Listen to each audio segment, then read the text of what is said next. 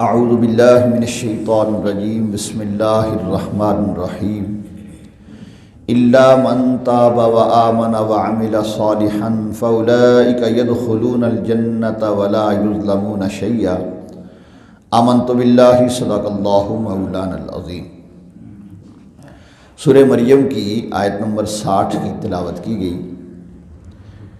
اس سے قبل آیت مبارکہ میں یہ بیان کیا تھا کہ وہ لوگ جو نماز کو ضائع کرتے ہیں اور خواہشات کے پیچھے چلتے ہیں وہ عنقریب جہنم کی خوفناک وادی غی میں داخل کیے جائیں گے۔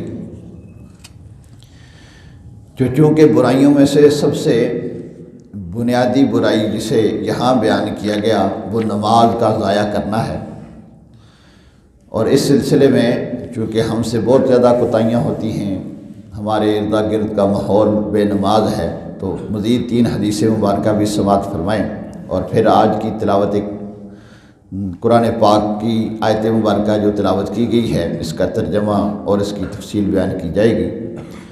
تو نماز کو ضائع کرنے کے مختلف اس کی صورتیں ہیں، جیسے نماز بالکل نہ پڑھنا، بے وقت پڑھنا اور ہمیشہ نہ پڑھنا، کبھی پڑھ لینا اور کبھی چھوڑ دینا، اور ریاکاری سے پڑھنا، بغیر نیت کے پڑھنا، اور اس طرح نماز کے اندر جو اس کے لوازمات ہیں رکوع و سجود کو درست طریقے سے نہ کرنا۔ اکثر و بیشتر یہ شکایت کی گئی ہے، دیکھی گئی ہے، کہا گیا ہے کہ نمازی جب سجدے میں جاتے ہیں تو پاؤں دونوں اٹھا لیتے ہیں، تو یہ بھی نماز نہ پڑھنے کے برابر ہوئی۔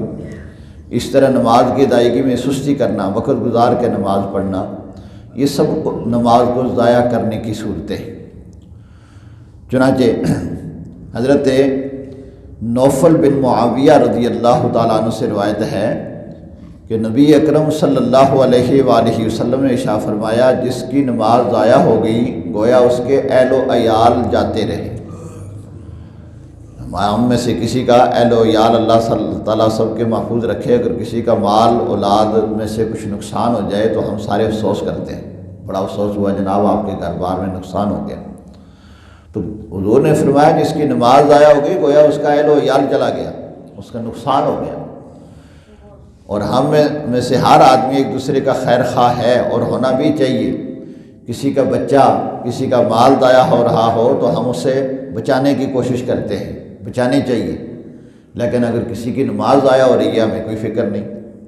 ہمیں دوستیاں یاریاں ہم نے لگائی ہوتی ہیں، ادھر اذان ہوتی ہے، ہم زیادہ سے زیادہ کرتے ہیں یار میں نماز پڑھا، بھئی تو بھی نماز پڑھا، جس کے ساتھ تو بیٹھا تھا اسے بھی کہہ لیں تو بھی نماز پڑھا، کم از کم آپ اپنے دوست یار کو آپ اتنا تو کہہ لیں، اس لیے کہ اگر آپ خود نمازی بن رہے ہیں تو دوسروں کو بھی نمازی بنائیں۔ تو حضور نے ارشاد فرمایا جس کی نماز ضائع ہوئی گویا کہ اس کے اہل و عیال جاتے رہے۔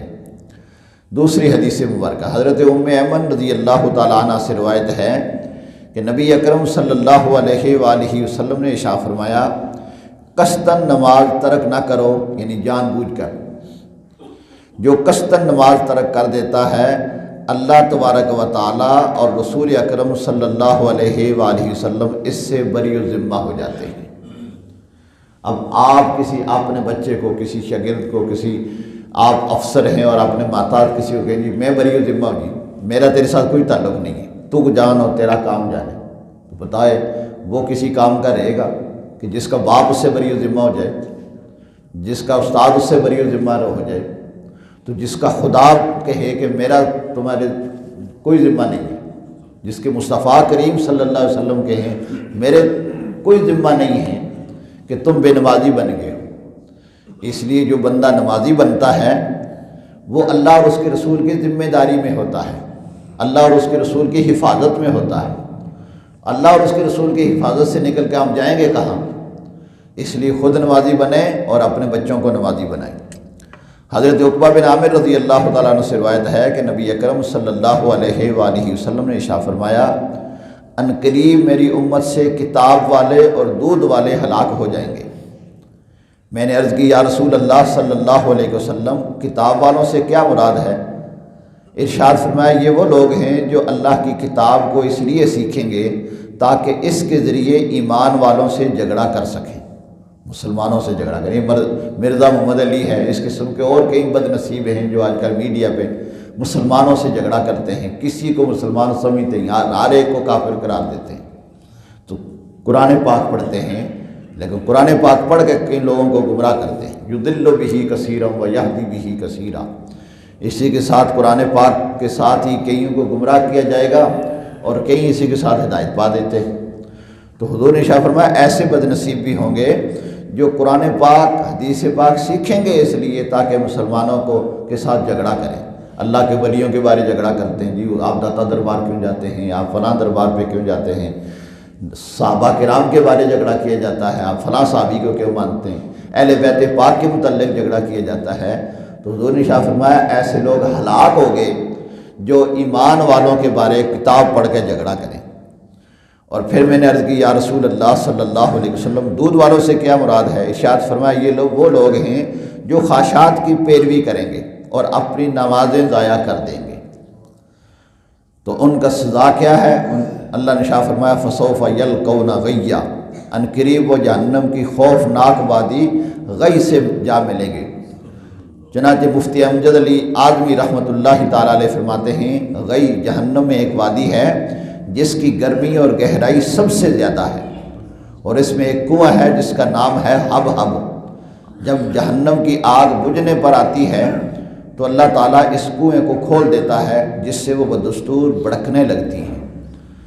تو بے نمازیوں کو اور زانیوں کو اور شرابیوں کو اور سود خوروں کو اور ماں باپ کے نافرمانوں کو اس وادی میں پھینک دیا جائے گا۔ اللہ تعالیٰ ہم سب کو محفوظ فرمائے اور ہمیں ان برائیوں سے بچنے کی توفیق عطا فرمائے۔ اور پھر رب نے ارشاد فرمایا جو آج کی آیت مبارکہ الا من تاب وآمن وعمل صالحا فاولئک یدخلون الجنۃ ولا یظلمون شیئا، مگر جنہوں نے توبہ کی، ایمان لائے اور نیک کام کیے تو یہ لوگ جنت میں داخل ہوں گے اور ان پر کوئی زیادتی نہیں کی جائے گی۔ جو بندہ توبہ کر لیتا ہے تو اللہ تبارک و تعالیٰ اس کے جرموں کو معاف فرما دیتا ہے۔ التائب من الذنب کمن لا ذنب لہ، گناہوں سے توبہ کرنے والا ایسا ہوتا ہے گویا اس نے گناہ کیا ہی نہیں۔ اللہ بڑا کریم ہے لیکن اس کی کرم کی طرف کوئی آئے بھی تو صحیح نہ۔ تو فرمایا جو توبہ کر لے اور پھر نیک کام کرے۔ اب توبہ کا مطلب یہ ہے کہ ایسا گناہ اگر اس سے ہو گیا ہے کہ جس کی ادائیگی اس پر لازم تھی تو اس کی ادائیگی بھی ضروری ہے۔ اگر اس کا تعلق حقوق اللہ کے ساتھ ہے تو پھر بھی ادائیگی لازم ہے، حقوق العباد کے ساتھ ہے تو پھر بھی ادائیگی بھی لازم ہے۔ حقوق اللہ کی مثال مثلا اس نے روزے نہیں رکھے، اب اس سے احساس ہو گیا کہ میں نے تو اتنی میری زندگی گزر گئی ہے، میں نے تو رمضان شریف کے اتنے روزے نہیں رکھے۔ اب صرف توبہ کافی نہیں ہوگی، جتنے روزے اس سے چھوٹے ہیں ان روزوں کی ادائیگی کرے گا تو یہ توبہ ہوگی۔ صرف زبان سے توبہ توبہ کرتا رہے تو جو روزے چھوٹ گئے تو وہ چھوٹ گئے، نہیں، ایسا نہیں۔ یہ صورتحال نماز کی ہے کہ 15 سال کا بچہ جوان ہو جاتا ہے، عاقل بالغ ہو جاتا ہے، اس پہ نماز فرض ہو جاتی ہے۔ اب اس کے بعد اگر اس کی ایک نماز بھی چھوٹ گئی تو اس کی خرابیاں آپ نے سن لی حدیث کی مبارکہ کی روشنی میں۔ اب اس کی توبہ یہ ہے کہ اس نماز کی قضا کرے، فرضوں کی اور وطروں کی قضا ہے، سنت و نفلوں کی قضا نہیں۔ وہ نمازوں کی قضا کرے اور پھر توبہ کرے۔ اب اس کے قضا کا طریقہ کار یہ ہے کہ مکروہ اوقات کے علاوہ جب چاہے وہ پڑھ سکتا ہے، جون سی چاہے پڑھ سکتا ہے، جب چاہے اور جون سی چاہے پڑھ سکتا ہے۔ مثلا اس وقت فجر کی نماز اگر کسی کی رہ گئی ہے پچھلی تو وہ آج عشاء کے بعد پڑھنا چاہے عشاء کے بعد پڑھ سکتا ہے، زور کی عشاء کے بعد پڑھنا چاہے پڑھ سکتا ہے۔ اب کہ رات اتنی بڑی ہو گئی ہیں، بندہ رات وقت پہ سو جائے، تہجد وقت اٹھے، اپنی تہجد کی چند رکعتیں پڑھنے کے بعد قضا نمازیں پڑھنا شروع کر دے۔ چھٹی کا دن ہے، آج سارا دن سو گئے گزارنا ہے، بندہ اپنی پچھلی قضا نمازیں پڑھنی شروع کر دے۔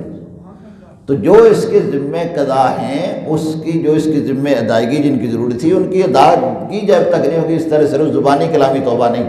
یہ صورتحال ہے حقوق العباد کے ساتھ۔ کسی بندے کا حق غصب کیا ہے، چوری کی ہے، مال کھا لیا ہے، اس کا قرضہ دبا کے بیٹھا ہوا ہے، اس کی زمین پہ ناجائز قبضہ کیا ہوا ہے، تو جب تک اس کا حق واپس نہیں کرے گا تب تک توبہ نہیں۔ یہ نہیں کہ جناب اس کا مال بھی دبا کے بیٹھا ہے، اس کی زمین پہ قبضہ بھی کیا ہوا ہے اور اس کے مال پہ قبضہ بھی کیا ہوا ہے اور زبان سے توبہ توبہ کر رہا ہے، یہ کوئی توبہ نہیں۔ ماں باپ کا دل دکھایا ہے تو ان سے معافی مانگے، ہمسائے کا دل دکھایا ہے تو ان سے معافی مانگے، پھر توبہ ہے۔ اور جو توبہ کرتا ہے، اللہ نے ارشاد فرمایا توبہ کے بعد پھر نیک عمل کرتا ہے، فَأُولَٰئِكَ يَدْخُلُونَ الْجَنَّةَ، ان لوگوں کو، وہ لوگ جنت میں داخل ہوں گے، وَلَا يُظْلَمُونَ شَيْئًا، اور ان پہ کسی قسم کا ظلم نہیں کیا جائے گا۔ ایسا نہیں ہوگا کہ اس نے کوئی نیکی کی اور رب ضائع کر دے، ایسا نہیں ہوگا۔